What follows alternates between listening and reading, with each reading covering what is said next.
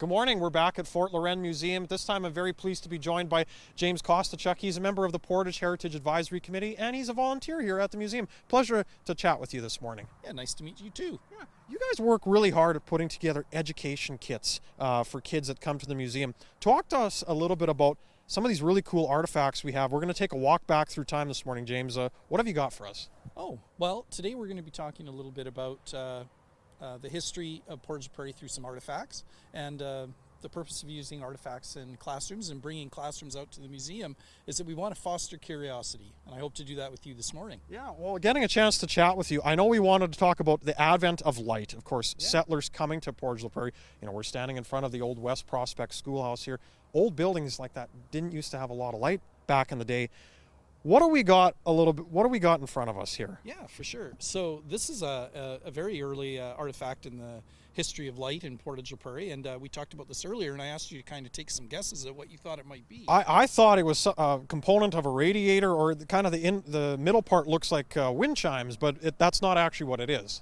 No, and you know, when we work with students, what we want them to do is to fill in the dots themselves. And so rather than telling them all the time, we often let them explore and examine.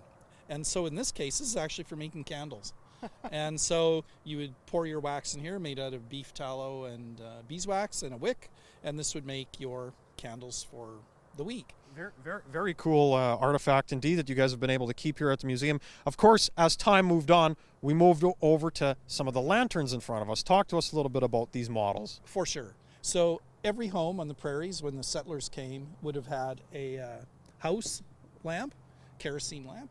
And then, of course, in your barn, you would have had a barn lantern also from kerosene. I feel like you still see these all over Manitoba to this day. You do. These are very common. You see them everywhere. But you would also need light, you know, especially in the winter when it gets dark early. This particular lantern was used on a reverend's buggy in the 1880s. That's probably my favorite on the table. It looks fantastic. Yeah, it's got a fantastic look to it. But one of the things that maybe people don't appreciate is that for one, the past was a very dark place. Candle doesn't throw much light, and kerosene lamps also create some air pollution, and there's a flame. So it can be very dangerous. So fires were always a major concern, and this is before fire codes.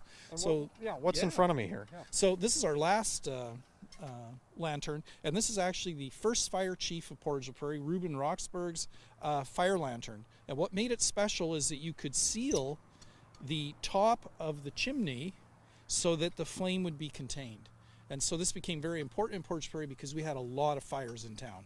Really cool history, James. It's a pleasure to chat with you this morning, and we're going to be back with some more coverage, of course, from Fort la Reine Museum, talking about fundraising opportunities and just more of the cool history here. Stay tuned for more coverage on our website.